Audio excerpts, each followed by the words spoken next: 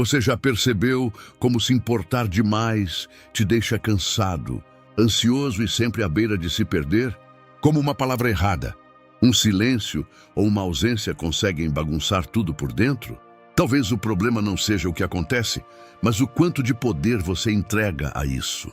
O estoicismo ensina que nada pode te abalar sem a sua permissão. Mas essa força não nasce da indiferença, nasce da clareza.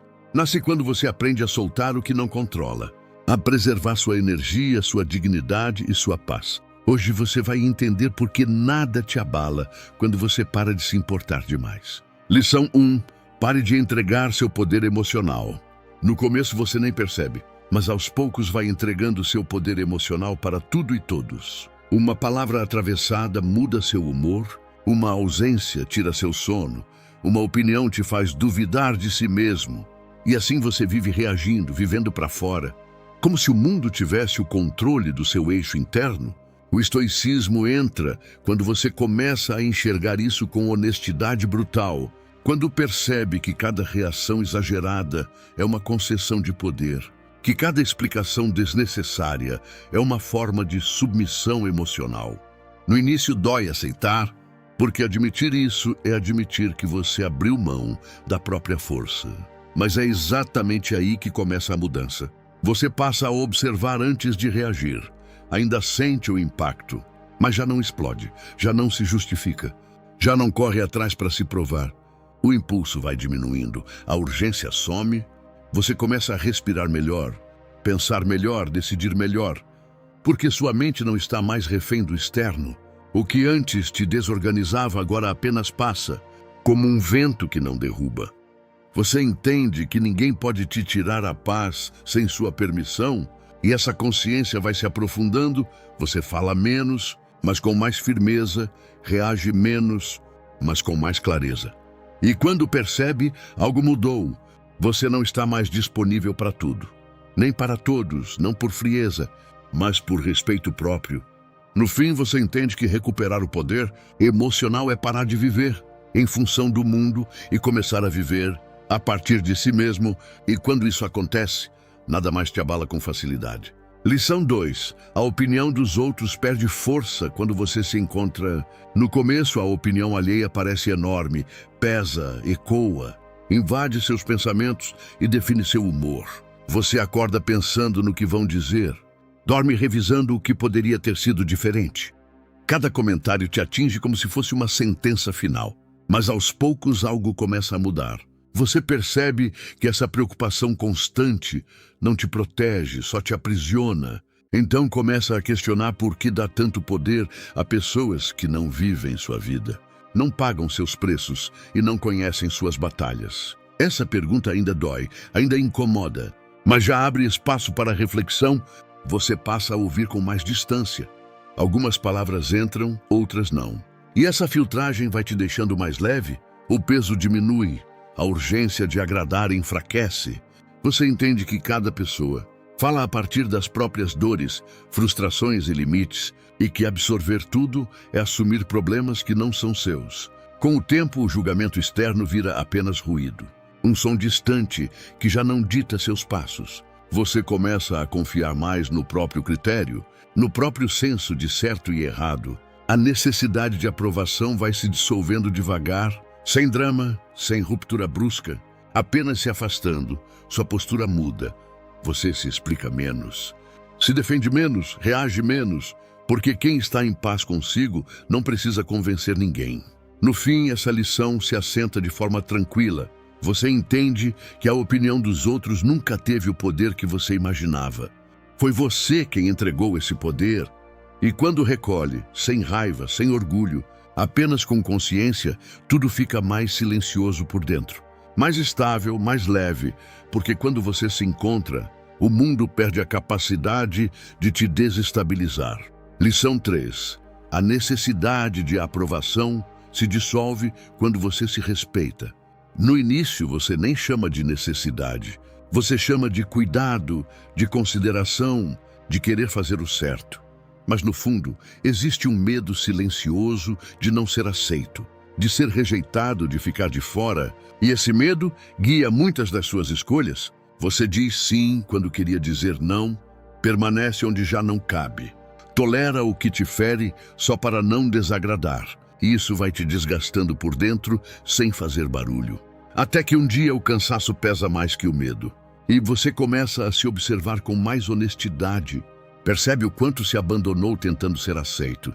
Essa percepção dói, mas também liberta, porque a partir dela, você começa a se tratar com mais respeito.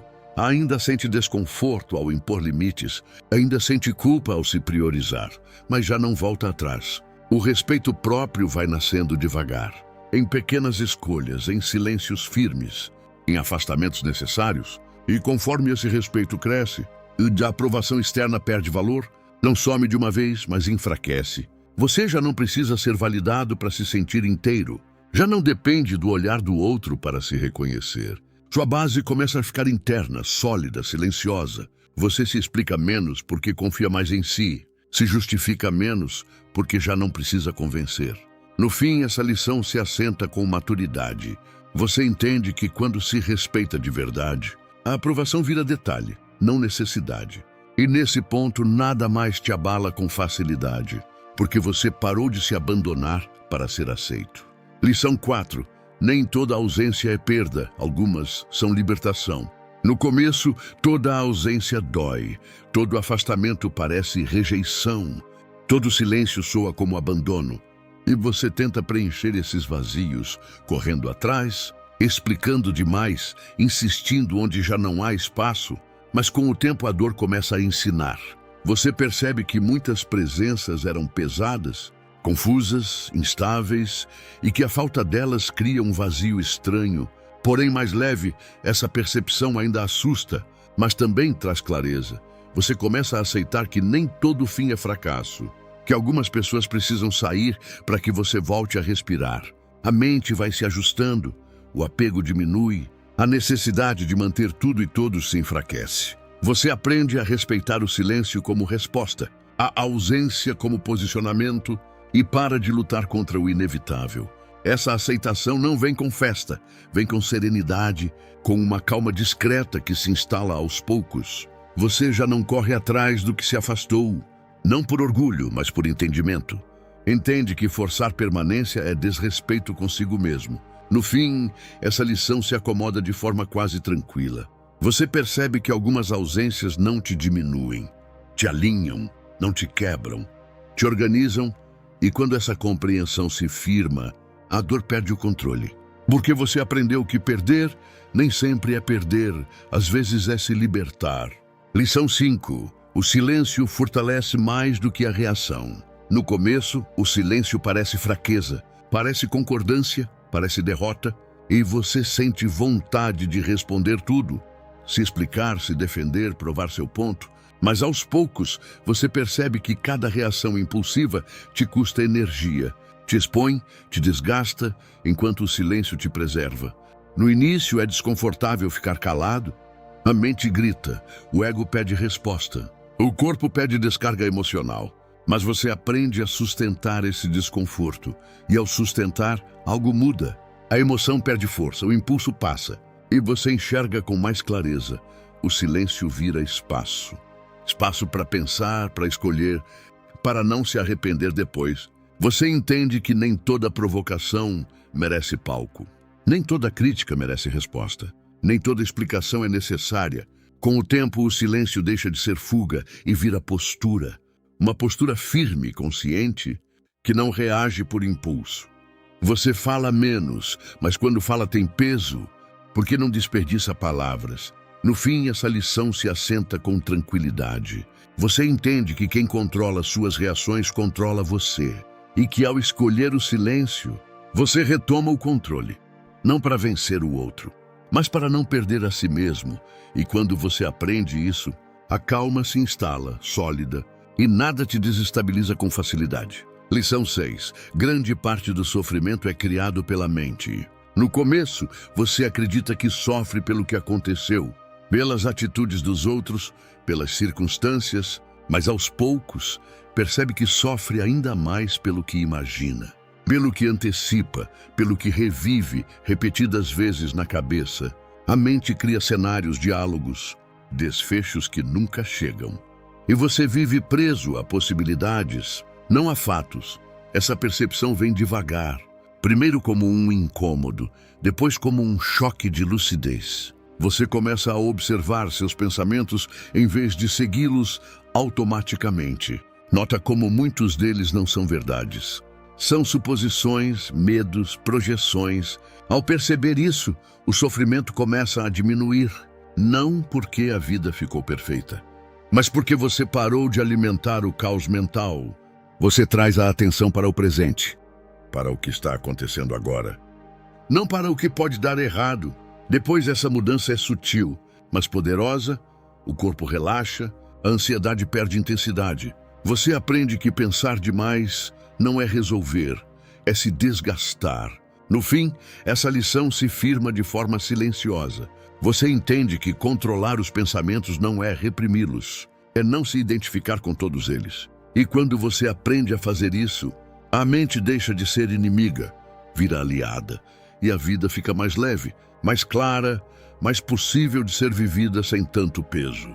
Lição 7. Quando você solta o controle, encontra a estabilidade.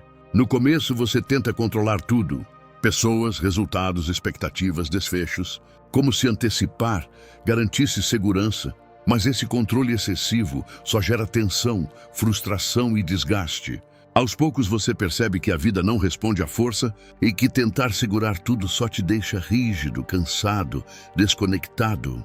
Essa percepção vem acompanhada de resistência, porque soltar o controle assusta.